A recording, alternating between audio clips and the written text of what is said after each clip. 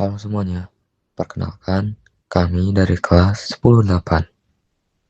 Pada kali ini, kami diberi tugas untuk membuat sebuah video edukasi mengenai Kesultanan Aceh.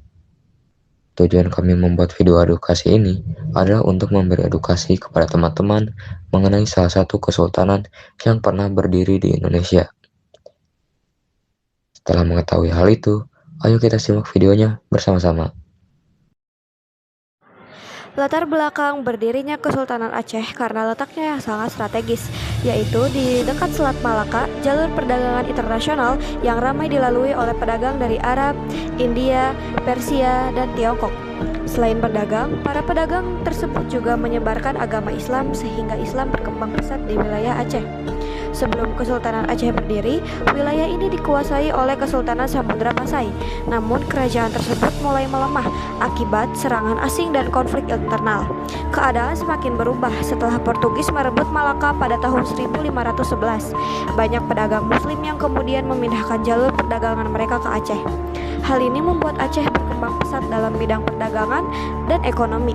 Melihat peluang tersebut, Sultan Ali Muqayyad Shah berhasil menyatukan wilayah-wilayah di Aceh dan mendirikan Kesultanan Aceh yang berkembang menjadi pusat perdagangan dan penyebaran agama Islam di Nusantara. Sekarang, mari kita bahas mengenai sultan-sultan yang pernah memimpin Kesultanan Aceh. Kesultanan Aceh memiliki beberapa sultan penting yang berperan dalam sejarahnya. Salah satunya adalah Sultan Ali Muqayyad Shah. Ia memimpin sekitar tahun 1514 sampai 1530. Ia merupakan sultan pertama Aceh yang menyatukan wilayah Aceh dan mulai memperluas pengaruhnya. Yang kedua, ada Sultan Alauddin Al-Kahar yang memimpin sekitar tahun 1537 sampai 1571. Ia berperan dalam memperkuat kerajaan, melakukan ekspansi, dan berperang melawan Portugis di Malaka. 3. Ada Sultan Iskandar Muda yang diperkirakan pernah memimpin sekitar tahun 1607 sampai 1636. Ia berperan dalam masa kejayaan Aceh.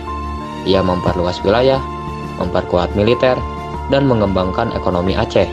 Dan yang keempat, ada Sultan Iskandar Thani yang memimpin sekitar tahun 1636 sampai 1641.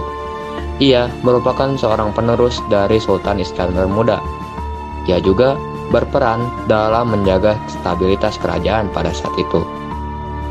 Yang terakhir, ada Sultanah Tajul Alam Safiyatuddin yang memimpin sekitar tahun 1641 sampai 1675. Ia merupakan salah satu ratu sultan. Pemerintahannya menandai periode stabil. Kalian tahu gak sih, salah satu peristiwa paling penting dalam pemerintahan Kesultanan Aceh itu adalah masa kejayaan di bawah Sultan Iskandar Muda tahun 1607 sampai 1636. Pada masa pemerintahannya, Kesultanan Aceh mencapai puncak kejayaan baik dalam bidang politik, ekonomi maupun militer. Ia berhasil memperluas wilayah kekuasaan hingga ke sebagian besar Sumatera dan semenanjung Malaya, sehingga Aceh menjadi pusat kekuatan besar di kawasan Selat Malaka. Dalam bidang ekonomi, Aceh berkembang pesat sebagai pusat perdagangan internasional, terutama dalam komoditas lada yang sangat diminati pedagang asing dari Timur Tengah, India, hingga Eropa. Sementara itu, dalam bidang militer, Sultan Iskandar Muda membangun angkatan perang yang kuat dan melakukan beberapa serangan terhadap Portugis di Malaka untuk menguasai jalur perdagangan. Selain itu, ia juga menerapkan sistem pemerintahan yang lebih teratur dan memperkuat hukum Islam dalam kehidupan masyarakat. Karena keberhasilannya tersebut, masa pemerintahan Sultan Iskandar Muda dikenal sebagai zaman keemasan Kesultanan Aceh. Selanjutnya, aku bakal ngejelasin kemunduran atau keruntuhan Kesultanan Aceh. Jadi, masa kejayaan Kesultanan Aceh itu berada pada abad 16 sampai 17. Hal ini disebabkan karena kesuksesan mereka dalam berdagang rempah-rempah serta kuatnya kekuatan militer mereka pada kala itu. Namun, kejayaan ini tidak bertahan lama. Mereka berperang melawan Belanda dan perang tersebut sangat menguras sumber daya yang mereka miliki. Mereka juga harus menghadapi konflik internal antar sultan. Atas berbagai konflik tersebut, kekuatan politik Kesultanan Aceh mulai retak, kekuatan militernya melemah dan terbelah hingga pada akhirnya mereka harus tunduk pada Belanda pada Perang Aceh di abad 19. Inilah peninggalan dari Kesultanan Aceh. Masjid Raya Baitur Rahman, ikon utama Aceh yang dibangun Sultan Iskandar Muda. Dahulu berfungsi sebagai pusat ibadah sekaligus pertahanan. Masjid Tua Indrapuri, masjid unik yang dibangun di atas fondasi candi Hindu, menunjukkan akulturasi budaya. Gunongan, bangunan berbentuk gunung yang dibuat untuk menghibur Putri Pahang atau permaisuri Sultan agar tidak rindu kampung halamannya. Koin emas dirham, mata uang resmi yang membuktikan kejayaan ekonomi dan perdagangan internasional Aceh. Meriam Ladasi Cupak, bukti hubungan diplomatik kuat antara Aceh dengan Kesultanan Utsmaniyah dari Turki.